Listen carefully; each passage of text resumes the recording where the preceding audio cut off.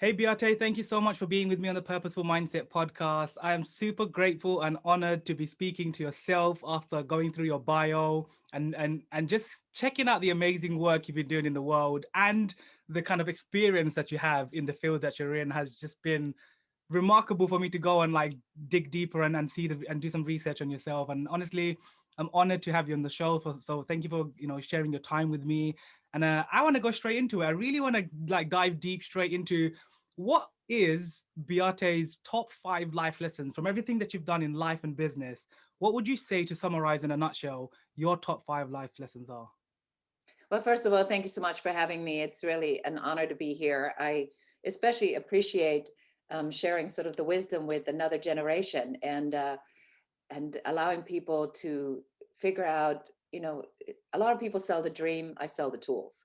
So, for me, it's all about what do we do to really get there. So, looking into your question. So, number one, my biggest life lesson is resilience is the audacity to not give up.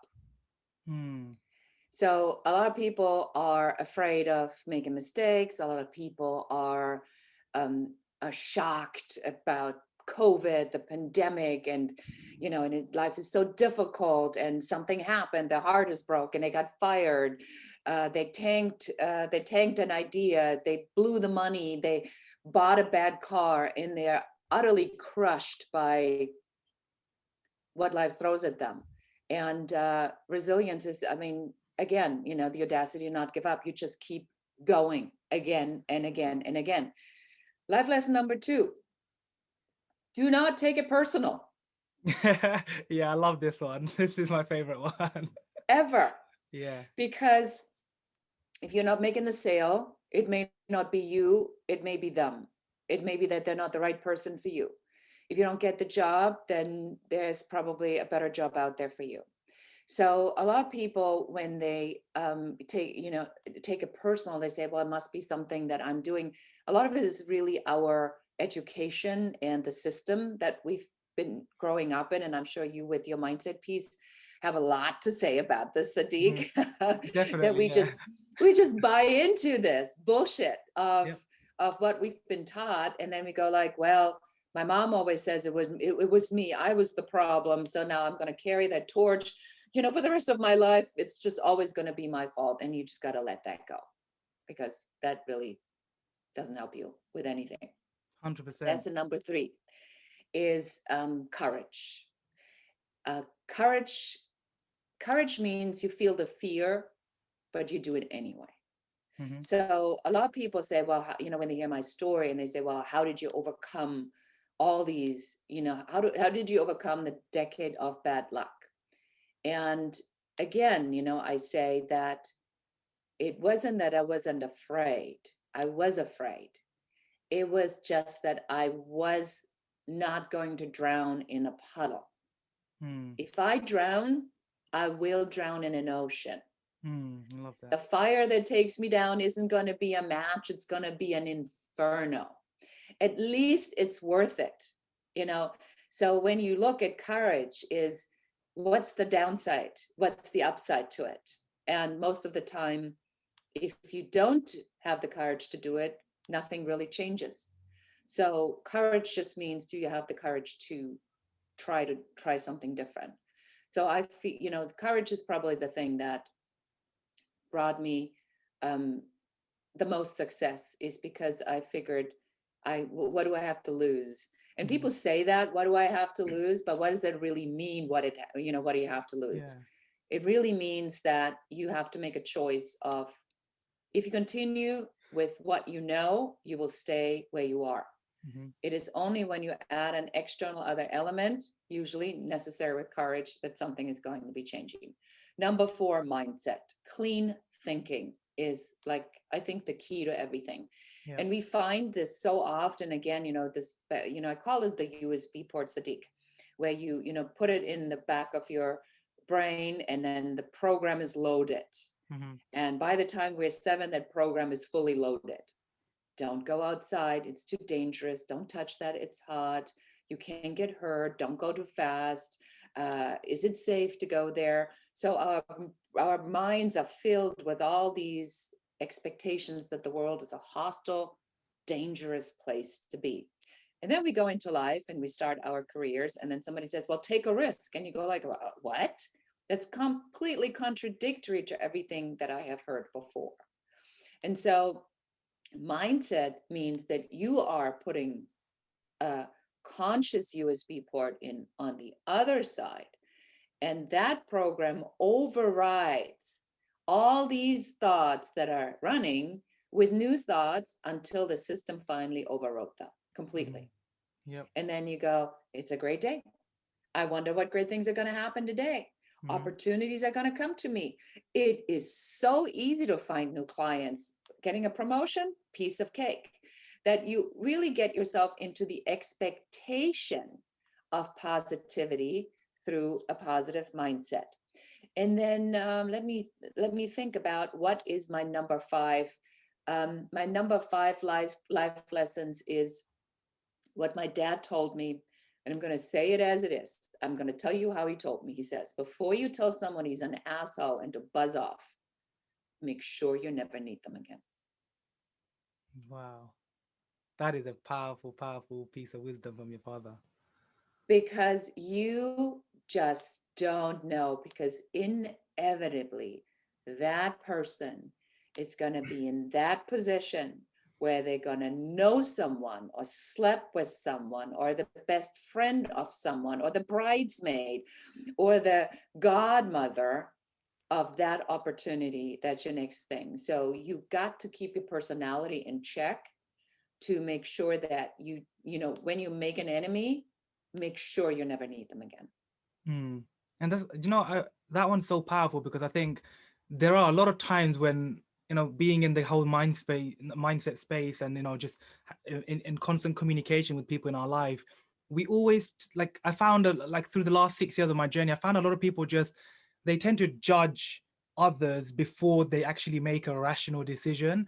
So we tend to just jump at a conclusion about the certain person. Oh, this person like this, don't ever speak to them ever again, get rid of them.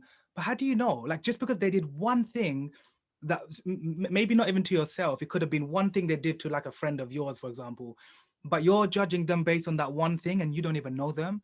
Like, you haven't even had a conversation with them. You haven't asked them why they did that. You never actually got deeper, because, most of the time, the people that we kind of flush out of our life, like you said so powerfully, like, we don't know when or if we may need that person in the future.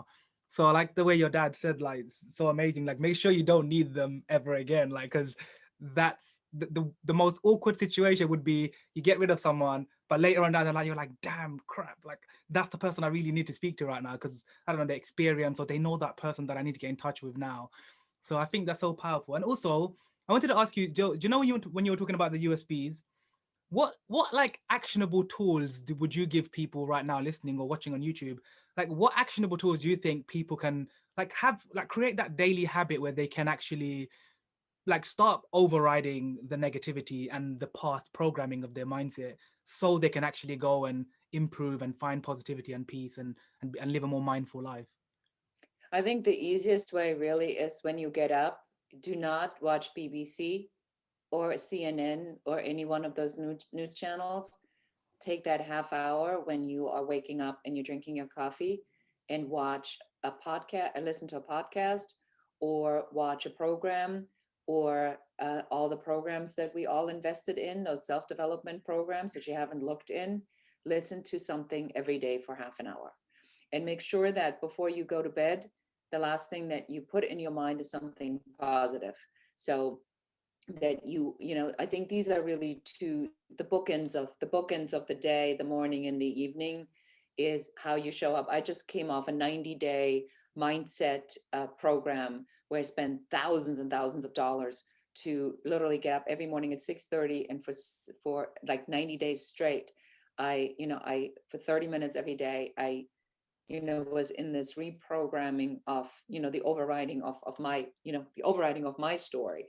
And what kind of comes up when you do that is so powerful, because you catch yourself to say, yeah, I know that, but I really haven't been doing that.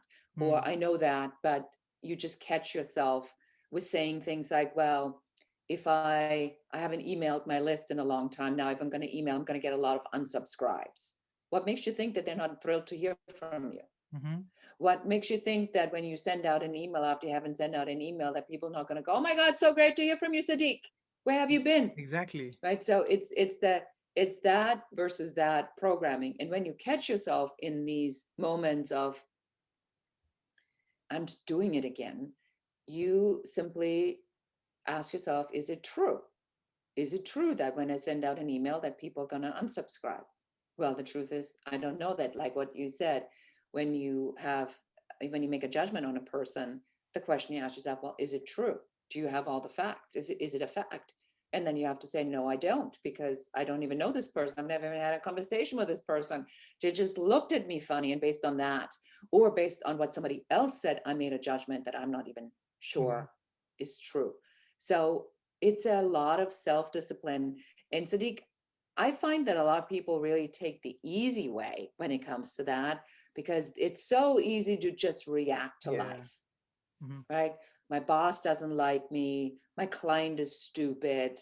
My parents don't get me.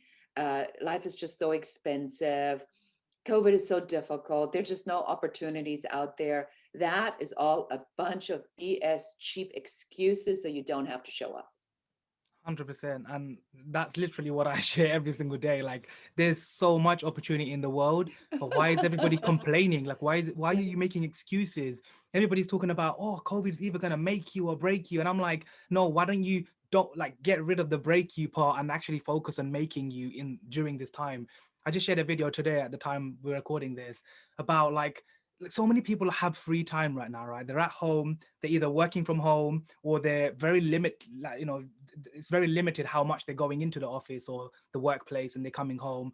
And I'm like, everybody's genuinely complaining and making excuses right now that they don't have like they have so much time and they're bored. There's only so much Netflix series I can watch. There's only so many movies you can see, Sadiq. There's only so much of this and that they can do. And I'm over here saying to them like, well, why are you not investing this time that you have free? This is your valuable time. Why are you not doing like why are you not building new connections? Why are you not on social media or something like where you can pump yourself into like a conversation of positive people? Like, why are you not on Clubhouse having interesting conversations with people? Or just like, why are you not working on yourself, your personal development, your own mindset? Why are you still staying the old version of you when you have all of this opportunity and time that you can actually invest in yourself and your future and your mindset right now? So like when you come out of this in a year or 2 years from now, you can actually be a better version, new person that that can actually be inspiring the world, that can be a new leader that everybody needs, a new servant, a new person that people go to for advice. And so that's what one thing that really irritates me is when there's free time, people complain. When there's no time, they freaking still complain. Like it's just like you just can't get it. You just can't have a balance. Like you either have time, you create time, or you don't Yeah, have no time. Like there's no other excuses. Like there's everybody has the same amount of time. One of my mentors taught me a long time ago, Sadik, every single everybody has person the in the same amount, world has 24 has the hours same in a amount. day. Yeah, yeah, It's as simple as that. Why is it that the owner of McDonald's can franchise his business out to all of the world and have other people or have other people's time yeah, leveraging his own 24 hours? That's how you create more time, by leveraging others in your life. And that's the only way you can create more time. But in reality, we all have 24 hours. But why is it some people are more successful? Is because they're just smarter on how they use their time.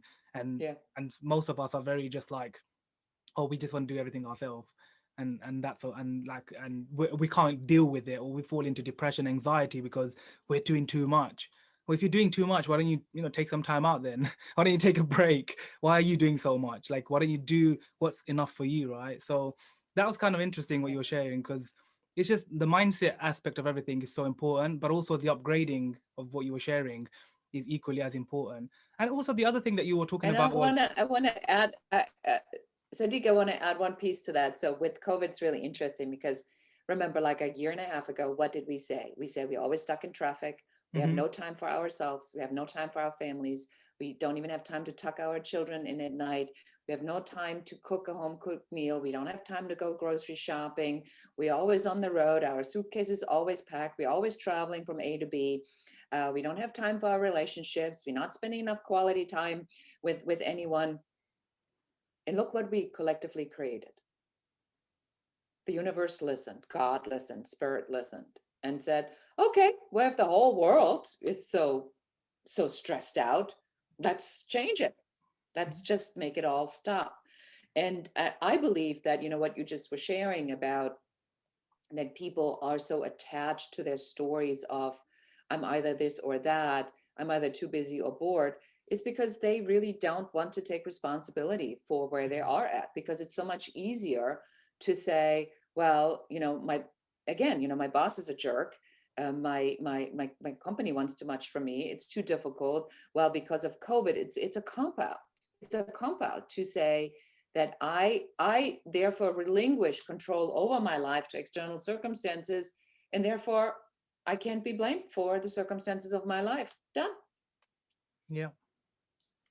Yeah, I agree. Honestly, I agree, because I think it's just so much more easier to complain and do nothing than get off your ass and actually do something, right? And Hallelujah. and it's where, like, I love teaching people this concept that I learned one from a mentor and one from Mel Robbins, which is also like an online mentor. And I kind of combined them both together. And now I share this like through my coaching with people. And it's like every time you feel anxiety or fear or doubt or indecision in your life, you ask yourself a question, like mentally in that moment, when the inner voice comes and tells you you can't do this, don't do that, don't do that, that's not for you, you're going to fail if you do that, you're going to get too many rejections over there. Anytime the little inner demon, I call it, when it comes to you, ask yourself this question: what would I do if I was 10 times bolder right now? So what would the 10 times bolder version of me do right now? Kind of think to yourself, Okay. what would that 10 times bolder version of me do? And then use Mel Robbins' 5-second rule in that same moment to count down 5 seconds and just get up and just go and do it. Like, take that first step, take that first action. Because I think why people's life is not changing right now is because they're not taking the first step. Number one, like the first step. It just starts with the one step, like the 90-day program that you're talking about. For you to change that habit, you just had to take the first step on day one to wake up at 6:30. After you've done day one, celebrate. Yes, I did it. I woke up at 6:30. Amazing. That means if I can do it once, I can do it again. And then you Exactly. continue that, right? And then that becomes a habit later on. But I think most people are just scared, as you said, to take the first step, right? Yeah, and that again, is where the courage comes in, that we Mm, talked about a moment ago, is that, if we switch it around now and say, if we, instead of like challenging yourself, if we turn the conversation and say, what you come here for, right? What's the impact you came here to make? Is the impact that you came here to make yelling at Netflix that mm, there is not enough to watch? Or is the impact you came here because you wanted to actually see how far you can push it for yourself, create a life for yourself, build a family, take care of your parents, have a network of people, great vacations, a nice car to drive, a place to go, maybe a second place. So it's really in the eye of the beholder to say, this is the impact I came here to make. mm. And my goal this year is to be in 100 podcasts. And so, because I want to, I want to make a bigger impact this year. So I'm not so much driven by money, even though, I'm a self-made multimillionaire. I sold a business to Bill Gates, but I'm not driven by money. Money isn't what motivates me. Impact is what motivates me. Because what I find so incredibly powerful, because I come from such adversity and I had to overcome so much, that when someone hears something in the story or in some of the things that we talk about, or maybe even today, and then they say, well, that one thing was that one thing that carried me through a time. And there was this one time I was in Chicago, and I see this woman staring at me, and and it was like almost uncomfortable. And Yeah. suddenly she beelines over and she gives me a hug, and she goes like, oh my God, Beate, it's you. My God, we spent 3 days together. And I'm racking my brain and I'm going, I've never met this woman in my life. She says, you changed my life in those 3 days. She'd taken a course Ah, over wow. 3 days. And then she preceded me on what an impact it made to her. I didn't even know. And I think that's what we often forget, is that the impact that we make isn't necessarily how I show up today. It might be something somewhere along the way that made that impact Yeah. that you just don't even know. And that is what drives me. And so as for some reason, as I'm in this 90-day event, these stories kept coming up. And then I'm like, okay, I got the message. I got the message. I need to be out more. So, but in order for me to do that, in order for me to move forward and get to those 100 podcasts, I can't watch Netflix as an action I need to take. Hmm. And so that is the mindset trap. That's the magical mindset versus the mindset that the real mindset. The real mindset knows it's possible and then it steps into action. Yeah. And the magic mindset goes like, I just have to think about it and it'll fall into place. Yeah. And yeah, the people that think about it never do about it. That's what I love to Yeah. say that, because it's like you can think all you like. You can have the best ideas. Like another story that I learned a few years ago was like when I first heard this story, it kind of blew my mind, because like me coming from the background of like over 6 years ago, where I was super shy.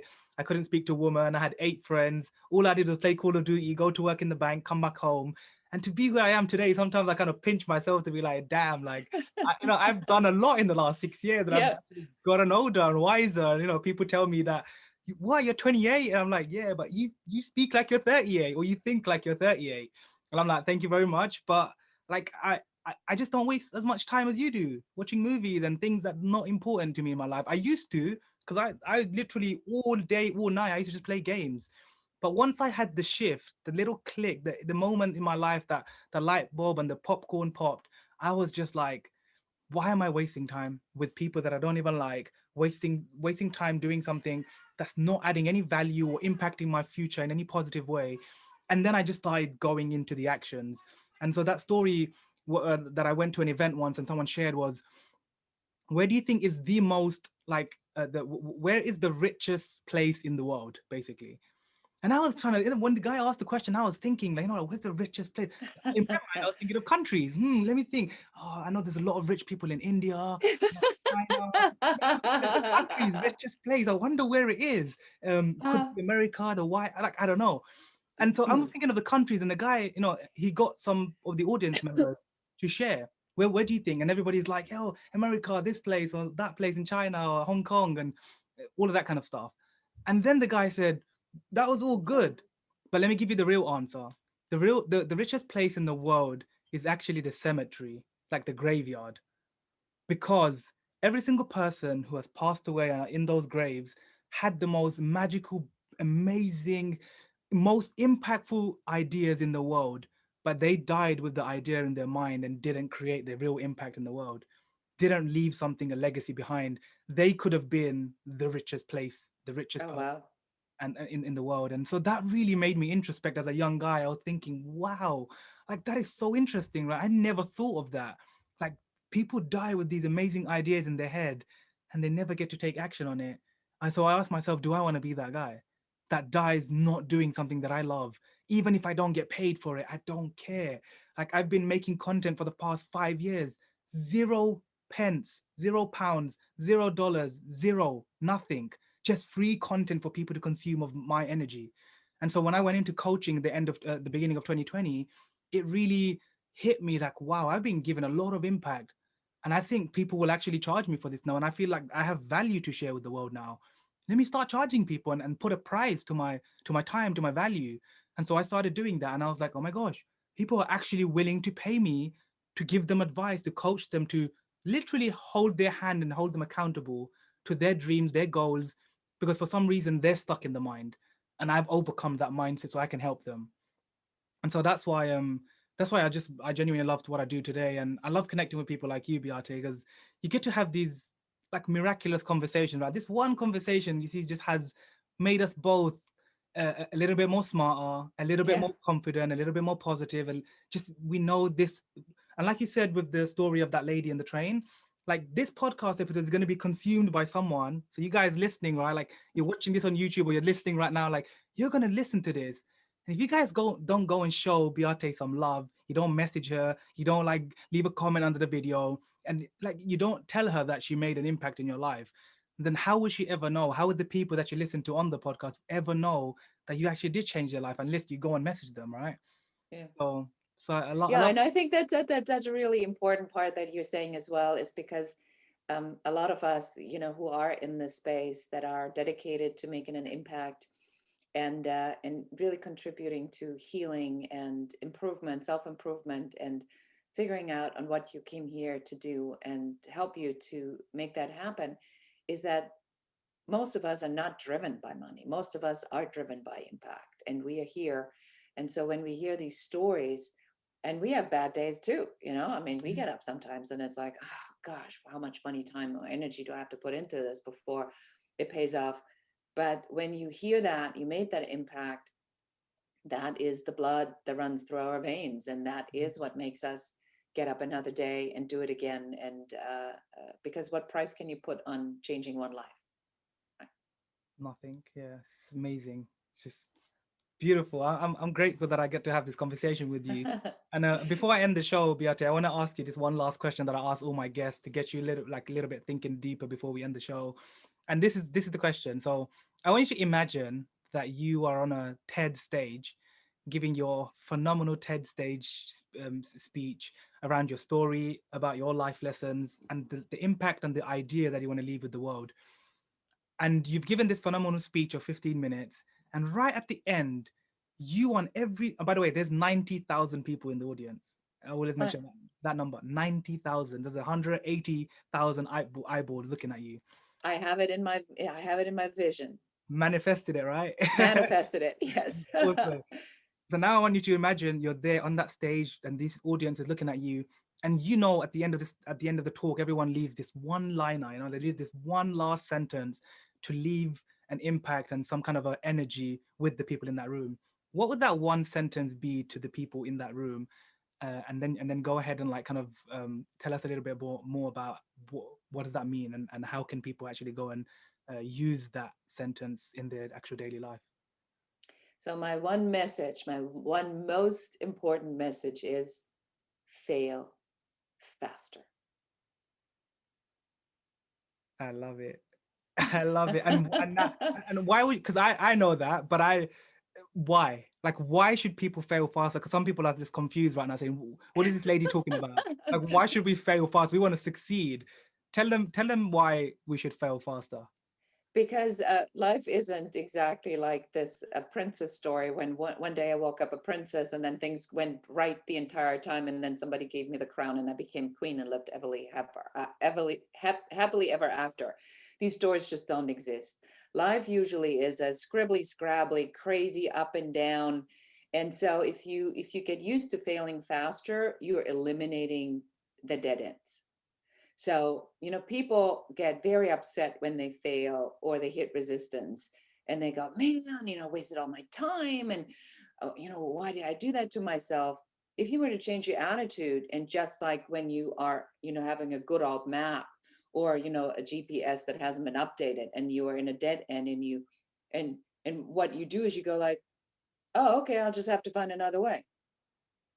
I mean, it's not like you give up on your destination. You're just going to turn around and go another way. So that's failing faster. Failing faster is eliminating all the pathways to where you do not want to go. And then just take notice and turn around and go another way. That's failing faster. That's how you fail your way to success. Love that. So powerful, and something that like is deep to me as well. Because when I learned that in my business journey, like for me, it was the rejections. It's like, the next sales call, the next call that I'm gonna have. If I hear no, I was like, yes. And I no, at the beginning I was scared, like, oh man, like, oh, another no, damn it. Like, when is someone gonna just believe in me and see that I can genuinely help them and change their life? But it was like, no, it was like after I got used to the rejections and I read a book called Go for No, that book really changed my perspective of no and rejections and failure, because literally exactly what you shared, go and fail more, fail faster, and love the no's, because the no's get you to the big yes. You can have 1,000, like the Thomas Edison, it took him over 1,000 or either 10,000 times to create the light bulb. Like 10, imagine you trying to start a business or start something in your life and 10,000 times you failed. Most people, did you know most people even give up when they start a podcast after like a month? they don't carry on. And now people see my podcast, they're like, oh my God, like you've been running your podcast for more than a year now. Damn, how do you keep going? You had a guest on every single week. I'm like, yeah, I don't watch Netflix like you. You know, I don't waste time like you anymore. I'm actually out there, trying to do something good with my life and connect with people that I know, number one, are going to impact me and inspire me. Number two, they're kind of part of my self-development. And number Yeah. three, you just don't know who you're going to meet in your life that's going to collaborate with you, that's going to help you, support you. In the future, you may need them or they may need you. And so I was just all about giving more than I take from anyone. And I feel like that's where my kind of success is now, is I'm just a giver. Like I give more than everyone else I know. And as much as I give, I'm not shy to even ask when I need help. So I will ask when I need it. I won't Yeah. ask for no reason without an agenda. So I loved your 5 lessons, Beate. Amazing lessons. Thank you so much for your energy. You got me super excited today. um, My but if pleasure. but if anyone wants to go and reach out to you, which I hope you guys do, which platforms can they find you and where do you live? And where can they go and like ask questions from you or find out more Yeah. about what it is that you do? Okay, so one way is to go on Clubhouse. You find me on Clubhouse as Growth Architect. You can also go to my website, beatechelette.com. And I'm sure you put it in the show notes so they know how to spell my name. And if you are in business for yourself, you can go to airtightavatar.com and take a look at my program on how to find really good clients and my email. And this is my email. It goes directly to me. It's bc@beatechelette.com. Reach out, say hello, and share your questions and insights. And who knows, maybe I'll answer it on Facebook or on any of my platforms, but I'm always thrilled to hear from the audience. Amazing, amazing, awesome. And guys, if you're watching this on YouTube or you're listening right now, please go and reach out to Beate, show her some love, send her a message. As I said, like your message would genuinely make your day. Just have to say, I heard you on the Purposeful Mindset podcast talking with Sadiq, and like, man, your There you go. perspective and your this life lesson changed my life so much. So go show her some love, show her some appreciation, reach out. I will leave all the links to your socials under the description in YouTube and all over the show notes. So don't worry about that. But one last message before I wrap up the show. One last message. I'm genuinely grateful for you that you have, because my daughter's 28 and she Wow. just got engaged on this past weekend. Congrats. And it fills my heart with just so much joy that I see that another generation is now stepping up and taking these messages and sharing them and helping more people to get to the point, because I can reach only so many. But I love that, so it's really not about me. It's about that I cheer you on and I wish you all the best and the support. And while you're at it, show him some love too, please.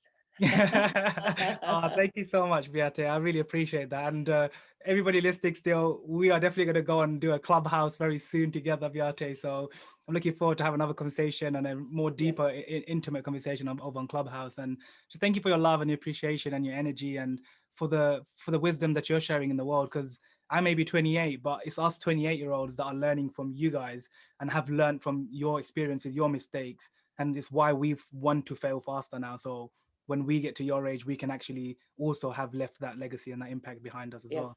Yes, So thank you absolutely. for your That's the love, and purpose. I'm looking forward to staying in touch. Thank you. My pleasure. Thank you for You're, having me. you're welcome.